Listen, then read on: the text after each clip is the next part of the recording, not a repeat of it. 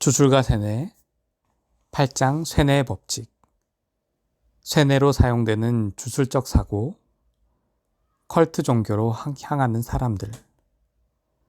컬트 종교란 기본적으로 사람들의 이러한 주술적 사고를 이용하여 사람들을 조종하는 집단입니다.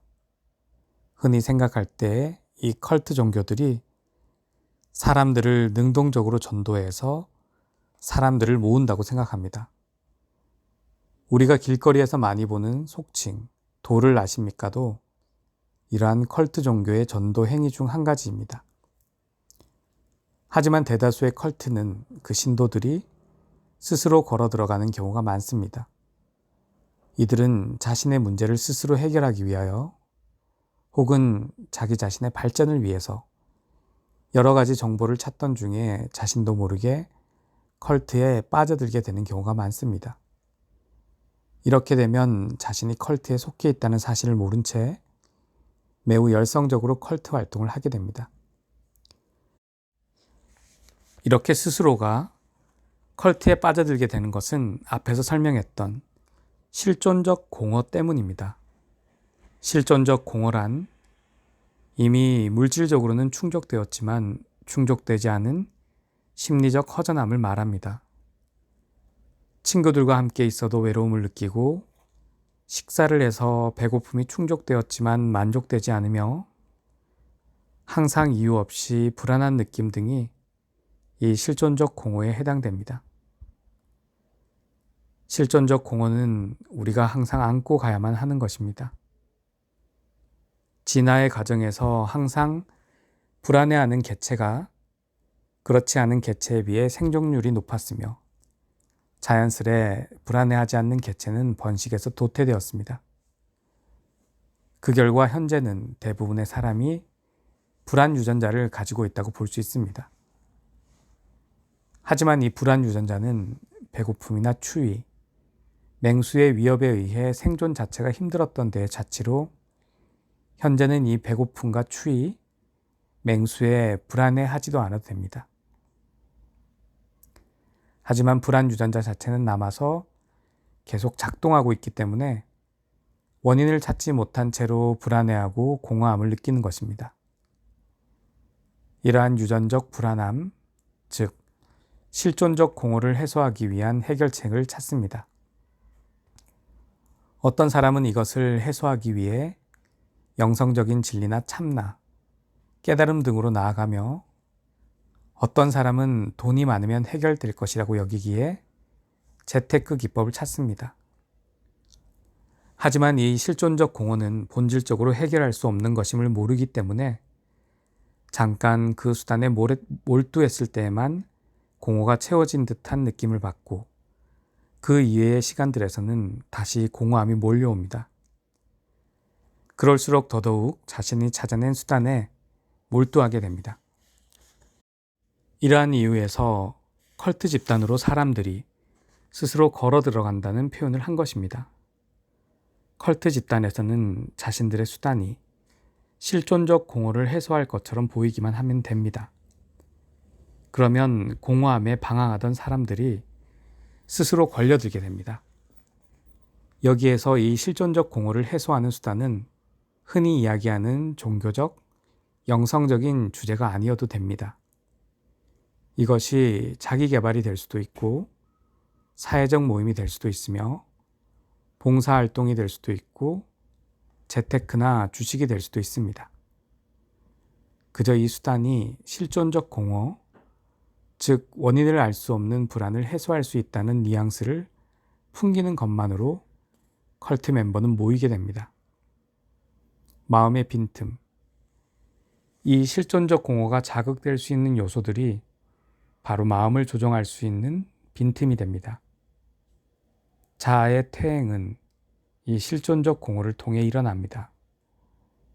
그러므로 이 부분을 잘 파악하고 접근할 수 있다면 한 사람의 정신을 주술적 사고로 퇴행시켜 조종할 수 있는 상태가 됩니다. 다른 사람들을 쉽게 조종하는 사람들일수록 이러한 마음의 빈틈을 잘 찾는 경우가 많습니다. 실존적 공허는 컨트롤할 수 없는 상황에 대한 무력감과 불안감에서 옵니다. 이를 자극할 수 있다면 쉽게 실존적 공허를 느끼게 만들 수 있으며 주술적 사고로 이행시키기 쉬워집니다. 실제로 일본에서는 영감상법이라는 방식으로 평범한 항아리를 수십만 원에 구매하도록 하거나 천도제에 수백, 수천만 원을 쓰도록 하기도 하였습니다. 영감상법의 방법은 어렵지 않습니다. 마치 방문 판매원 같이 집집마다 돌아다니면서 무료로 손금을 봐준다고 합니다. 이미 이 단계에서 손금을 봐준다는 것에 넘어가게 되는 것 자체가 스스로 실존적 공허를 체험하고 있음을 보여줍니다. 무력감과 불안감을 해소하기 위해 주술적 요인인 점술에 의지하기 때문입니다. 이렇게 손금을 보면서 이야기를 하는 부분이 앞에서 이야기했던 점술적인 부분입니다. 점술을 통해 실존적 공허가 더욱 빠르게 가속화되며 주술적 사고로의 고속도로에 들어가게 됩니다. 여기에서 중요한 것은 손금을 보면서 당신은 이러한 삶을 살고 앞으로는 이렇게 살 것이고 하는 식의 이야기를 하고 있으면 실존적 공허감이 일정치 이상으로 강해진 사람은 물어보지도 않은 고민이나 과거의 사건 이야기를 하기 시작합니다. 이것이 바로 자아가 붕괴되기 시작하는 소리이며 주술적 사고의 입구에 들어간 것입니다. 이 시점에서 다른 점술로 바꿔서 이야기를 진행합니다. 주제도 바뀌고 상태도 바뀌었기 때문에 이전에 사용했던 점술 도구를 사용하면 다시 그 상태로 돌아갈 가능성이 있습니다. 그러므로 사주나 성명학, 타로 카드 등의 다른 점술 도구를 사용해야만 새로운 의식 상태를 안정시킬 수 있습니다. 이 상태에서는 점 보는 사람이 하는 말들을 모두 왜곡하여 맞는 것으로 받아들입니다. 이미 경계성 인격 장애 상태에 들어갔기 때문에 외부에서 하는 이야기들을 모두 자신과 유관한 것으로 인식하는 사고 회로가 작동하기 시작했기 때문입니다. 이렇게 점수를 사용하여 주술적 사고를 유도한 뒤에 주술적 사고를 이용하여 물건을 판매합니다.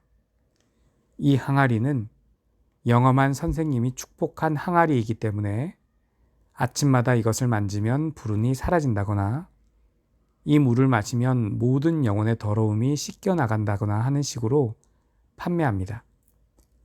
이미 정신은 주술적 사고에 완전히 들어가 있으며 스스로가 이러한 주술적 도구가 작동하는 것을 믿는 상태가 되었기 때문에 이 상태에서는 쉽게 지갑을 열게 되죠. 주술적 사고와 마음의 구멍. 이렇게 주술적 사고를 유도하는 수많은 요인들이 마음의 구멍을 만들어냅니다. 이 마음의 구멍은 한 번 뚫리면 다시 메워지지 않습니다. 할 수 있는 것은 그저 다른 사람이 이 구멍을 통해 내 정신에 침입해 오지 못하도록 항상 지키고 있는 것 뿐입니다. 무엇이 이 마음의 구멍을 만들어내는 것일까요? 바로 의식의 퇴행을 일으키는 수많은 요소들이 바로 마음의 구멍을 만들어내는 원인이 됩니다. 유아기에 체험했던 무력감이 떠오르면서 다시 그 무력감을 체험하고 싶지는 않습니다. 어떤 요소가 퇴행을 일으키는가에 대해서는 사람마다 다르지만 퇴행을 했을 때에는 당시 무력감을 체험한 소재와 유사한 소재가 퇴행을 일으키는 소재가 되는 경우가 많습니다. 예를 들어 자동차 사고를 당했던 사람은 자동차에 의한 무력감에 의해 자동차를 보면 퇴행을 일으킵니다. 이런 사람에게는 자동차를 소재로 삼아 이야기하면 쉽게 퇴행하여 주술적 사고로 넘어가게 됩니다. 이 소재는 사람들에 따라 다 다르지만 공통적으로 세 가지 소재는 쉽게 사람들을 퇴행으로 유도시킵니다. 프로이트 심리학에서 말하는 구강기, 항문기, 남근기의 체험이 바로 그 소재가 됩니다. 구강기는 젖을 물 때의 쾌감으로 어머니가 세상의 전부인 시기이며 물고 빨고 먹어치우는 본능과 관련되어 있습니다. 항문기는 용변을 가리는 시기로 어머니가 야단치는 것을 체험하면서 어머니에게 반항하고 공격성을 발휘하기 때문에 공격 본능과 관련됩니다. 남근기는 남근이 있는 사람과 없는 사람으로 자신과 세상 사람들을 구분하며 오이디푸스 컴플렉스와 관련이 있습니다. 구강기는 입이 중심 소재가 되기 때문에 입으로 하는 수많은 행동들이 퇴행을 일으킵니다. 폭식은 물론이고 입으로 하는 뒷담화 등을 하면 퇴행이 일어난 것입니다. 구강기로 퇴행하게 되면 지금 당장 결과가 나와야 한다는 식으로 초단기적 시각으로 세상을 바라보게 됩니다. 이는 구강기의 체험인 젖을 빨았을 때 젖이 바로 나오는 체험에 의한 것입니다. 만약 지금 당장 이것을 하지 않으면 당신의 인생은 지옥이 됩니다. 라는 선전 문구가 통하는 이유가 바로 이 구강기의 퇴행을 자극하기 때문입니다. 많은 부모들이 자녀가 지금 학원을 다니지 않으면 아이의 미래는 잿빛이 된다고 여기는 것도 구강기 퇴행의 현상입니다. 그러므로 이렇게 퇴행하면 한 번의 실수로 모든 것이 망가질 것이라는 망상을 하며 그러한 불안에 휩싸여 있습니다. 항문기는 항문을 중심 소재로 하며 혐오스러운 것들이 퇴행을 일으키는 소재가 됩니다. 배설은 긴장해서 이완으로 나아가며 쾌락을 체험시켜줍니다. 하지만 항문기에서는 이 배설을 통제하는 법을 익히게 되고 배설하게 되면 부모에게서 처벌을 받습니다. 즉, 좋아해야 할 배설이 고통을 주게 되는 것입니다. 이를 통해 배설물을 보면 혐오라는 감정을 느끼게 만듭니다. 그러므로 이 혐오에는 근본적으로 쾌락이 자리 잡고 있습니다. 항문기로 퇴행하게 되면 이러한 혐오스럽거나 고통스러운 것을 즐기게 됩니다. 그렇기 때문에 고통스러운 운동을 하면서 그것을 즐거움으로 느끼고 좋아하는 사람을 괴롭히면서 즐기게 됩니다. 또한 자신의 부끄러운 실수 이야기 등을 농담으로 하면서 즐기게 됩니다. 이렇게 되면 이것이 항문기로 퇴행한 것입니다. 이 단계에서는 매우 강력하게 접촉주술적 사고가 일어나게 되며 접촉주술적 행위들이 매우 강력한 영향을 일으킵니다. 남근기는 실제적인 생리적 난근을 이야기하는 것이 아니라 상징적, 초월적 난근을 의미합니다. 이 초월적 난근이란 권위, 매력, 힘 등의 의미를 가지는 것으로 남근을 가지고 있는 사람, 그렇지 않은 사람으로 외부의 대상들을 나누게 됩니다. 이때 오이디푸스 컴플렉스가 일어나게 되며 남근을 가지고 있는 아버지와 남근을 가지고 있지 않은 어머니와의 관계를 맺게 됩니다. 이 남근이란 상징적인 것이기 때문에 남성은 자신이 남근을 가지고 있음을 보이기 위해서 자신이 가진 힘, 권위, 능력 등을 보이려고 합니다. 남성들이 공구나 도구에 집착하거나 별것 아닌 자격증을 따고서 으스대는 것이 바로 이 남근기로 퇴행한 현상입니다. 여성의 경우에는 태생적으로 남근을 가지고 있지 않기 때문에 타인이 이것을 알지 못하게 하려는 것이 중요시됩니다. 그러므로 집단에서 따돌림을 당한다거나 집단에서 튀게 보이는 것에 공포감이 생기며 자신의 남근 없음, 즉 능력 없음이나 실수를 지적받는 것에 대한 두려움이 매우 깊게 있습니다. 그러므로 남성은 남근을 가지고 있음을 확인하려 하고 여성은 남근 없음을 들키려 하지 않는 동시에 남근을 가지려고 합니다. 그렇기 때문에 이 상징적 남근에 대한 유감 주술적 사고가 매우 강력하게 작동하는 퇴행 상태이기도 합니다. 이렇게 사람들의 마음은 아무리 막아도 막을 수 없는 구멍들이 존재하고 있으며 이 구멍들의 존재를 통해 사람들의 정신에 개입하고 조종하는 사람들이 존재합니다. 어떻게 조종당하는가? 이렇게 태행당해 조종당하는 사람들은 그러면 어떠한 방식으로 조종을 당하는 걸까요? 교주의 지령을 받고 행하는 것일까요? 아니면 누군가 그들에게 교리를 강요하는 것일까요? 그들은 어떻게 자신들의 사상과 행동을 선택하는 것일까요? 실제로 종교적 혹은 사상적 이유로 테러를 자행하는 사람들을 보면 그들의 삶은 매우 평범합니다. 심지어는 가정을 가지고 배우자와 자녀를 가지고 있는 경우도 많으며 매우 높은 학력의 소유자인 경우도 많습니다. 심지어는 중년의 여성인 경우도 있습니다. 흔히 생각하는 테러리스트가 젊은 독신 남성일 것이라고 생각하는 추측에 비하면 놀라운 사실입니다. 이들의 행동은 이들이 컬트 집단에 들어갈 때 이미 조종당하게 되어 있습니다. 앞에서 실존적 공허에 의해 이를 채우기 위한 방안을 찾는다고 설명한 바가 있습니다. 이때 그들이 선택한 방안이 바로 그들을 조종하는 열쇠가 됩니다. 만약 돈을 많이 벌어야 한다는 이데올로기에 가진 재테크 집단이라면 돈을 많이 번다라는 목적을 위해서 뭐든지 하게 됩니다. 왜냐하면 이것이 그들의 실존적 공허를 해결할 거라고 여기는 보편 무의식이기 때문입니다. 컬트 멤버를 조종하는 것은 컬트 리더의 가르침도 아니고 교전에 쓰여진 교리도 아닙니다.